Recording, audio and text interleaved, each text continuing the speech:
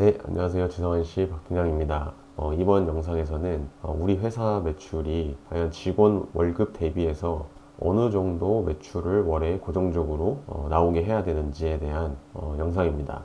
이번 영상에서는 좀 분야나 뭐 업종이나 마진율이나 각 이제 업계의 생태계마다 결과가 워낙 다를 것 같은데요. 이 계산법은 제가 어떤 뭐 근거로 하는 건 아니지만 지금까지 느껴본 경험과 책을 통해서 얻은 지식을 바탕으로 말씀을 드리는 거니까 뭐 이게 맞다 틀리다라고는 할 수는 없지만 여러분들이 사업을 하시면서 참고용으로 활용을 하셨으면 좋겠습니다.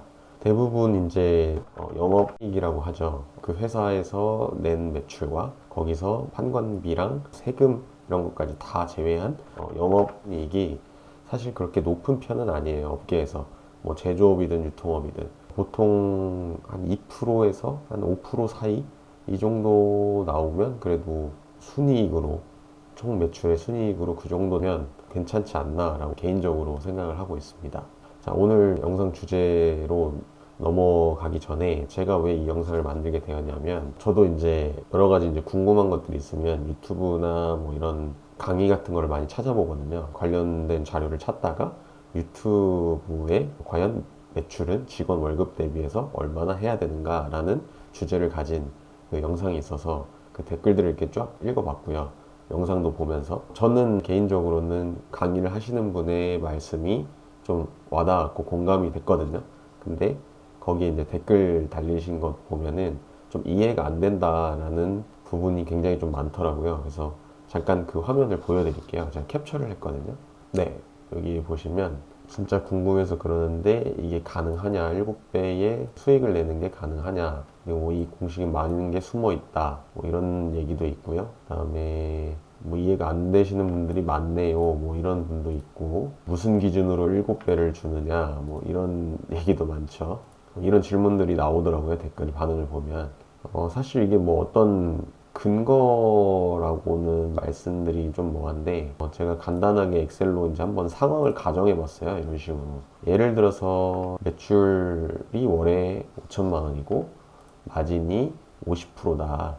그래서 영업이익이 2,500만 원이다. 라고 가정을 하고 한번 말씀을 드려볼까 합니다. 그러니까 저 강사분이 말씀하시는 거는 직원 월급 대비해서 매출을 최소 7배에서 10배 정도는 내야 된다고 얘기를 하고 있어요. 근데 이제 아까 여기 댓글에서도 보셨다시피 이게 좀 오해가 있는 것 같은데 이게 7배를 저는 순수익이 아니라 매출로 받아들였거든요. 근데 어떤 분들은 이거를 순수익으로 이렇게 얘기하시는 분이 있는 것 같아요.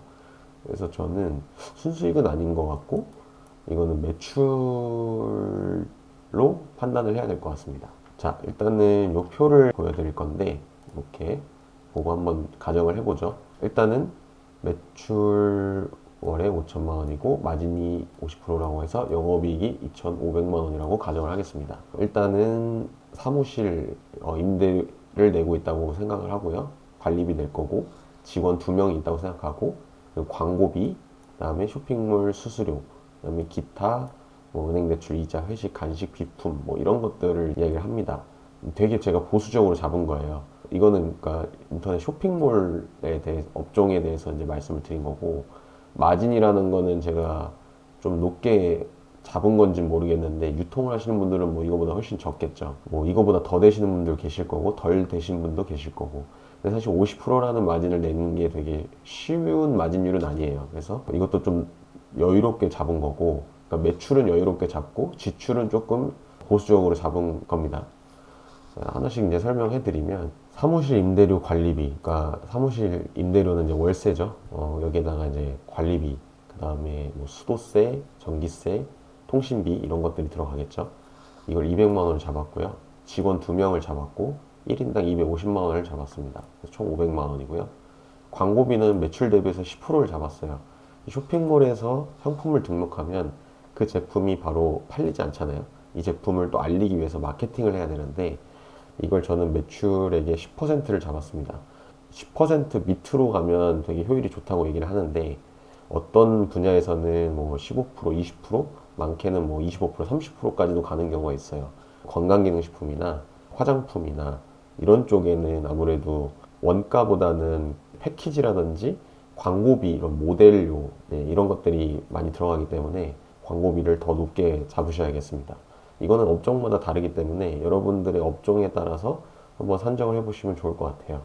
저는 좀 보수적으로 10%만 잡았고요. 그래서 500만 원이 됐죠. 그다음에 쇼핑몰 수수료랑 피지 카드사 수수료를 15%를 잡았습니다. 뭐 이것도 쇼핑몰마다 이제 수수료가 다 다른데 네이버 같은 경우는 한 5에서 7% 수수료 나오고요. G마켓, 옥션 11번가 뭐 쿠팡 이런 데들은 좀 너프하게 한 15% 정도 잡으시면 얼추 맞으실 겁니다. 근데 이 외에 이제 뭐 종합몰, 이제 백화점몰, 그다음에 뭐 오늘의 집, 뭐 이런 것처럼 전문몰들, 특정한 뭐 폐쇄몰들 이런 쪽에는 수수료가 워낙 상이하기 때문에 이것도 한번 평균을 내서 계산을 해보시면 좋을 것 같고요. 기타는 이제 은행 대출이나 뭐 회식, 간식, 그리고 회사에서 쓰는 뭐 비품 등 이걸로 좀 잡았는데 30만 원이면 사실 엄청 적은 거죠. 은행 대출 이자만 해도 요즘 같은 고금리에는 이거보다 훨씬 많이 나갈 텐데 뭐 대출 이자는 거의 없다고 간주를 하고 보수적으로 잡았습니다. 그래서 합계가 총 1980만 원이 나왔습니다. 근데 여기서 골자는 뭐냐면 바로 이 직원의 월급에 대해서 제가 10배를 한 거예요. 이 강사님은 최소 7배에서 10배 정도는 내야 된다라고 말씀을 하시거든요. 그러니까 이런저런 이제 계산을 다 해보면 500만 원에 7배면 4,500만 원이죠. 그러니까 4,500만 원에서 5천만 원 사이는 해야지 나에게 떨어지는 영업이익이 어느 정도 그래도 남으면서 회사를 운영할 수 있다라는 계산이 나온다는 겁니다. 이 공식은 실제로 저도 대략적으로 이제 어디 미팅을 가거나 대외적으로 뭔가 제가 계산을 할 때 많이 쓰는 배수예요, 저도. 그러니까 저희가 이를테면 그 인천에 매장을 하나를 하고 있는데 거기에 입점 수수료가 25%고 인건비가 10%가 나가고 이것저것 해서 한 명의 인건비가 예를 들어서 250이다. 그러면 최소 7배면 얼마죠? 250만 원이 7배니까 1750만 원에서 2500만 원 사이를 해야지 그 매장을 운영할 수 있는 기본적인 요건이 되는 거예요. 어느 정도 남으면서.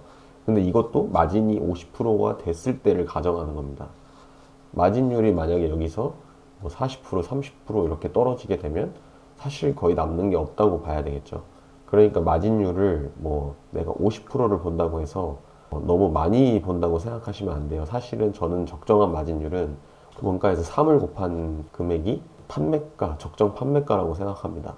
그러니까 원가가 1,000원이면 판매가를 3,000원에 팔아야지 광고비 뭐 이것저것 뭐 부대 비용 합쳐서 그래도 어느 정도 수익을 낼 수 있는 계산이라고 생각합니다.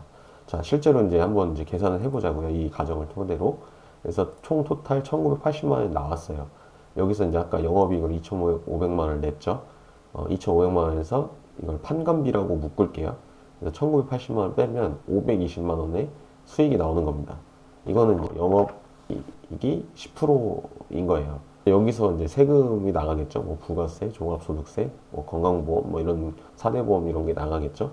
그러면 실질적으로 5천만 원의 매출을 했어도 수익률은 그렇게 생각보다 많지 않다는 거를 제가 이 표에서 한번 보여드리고 싶었어요. 이건 되게 보수적으로 잡은 거잖아요. 그래서 조금 더 여기서 범위를 더 넓히면 어떻게 보면 잘못하면 역마진, 즉 적자 구조가 날 수 있다라는 거를 여러분들이 인지를 하셨으면 좋겠습니다.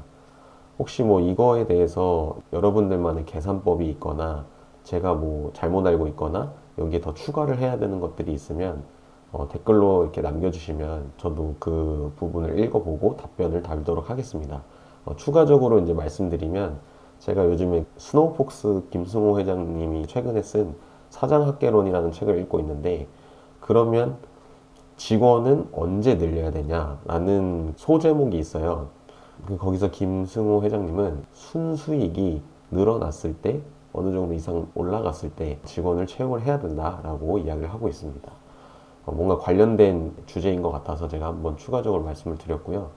이 책은 제가 이제 계속 읽고 있고 나중에 책 리뷰 시간을 가지면서 좀 여러 가지 제가 공감이 갔고 이런 꿀팁 같은 게 있으면 영상에서 한번 소개를 드리도록 하겠습니다. 네, 오늘 영상은 여기서 마치고요. 다음 영상은 또 흥미로운 주제를 갖고 돌아오겠습니다. 감사합니다.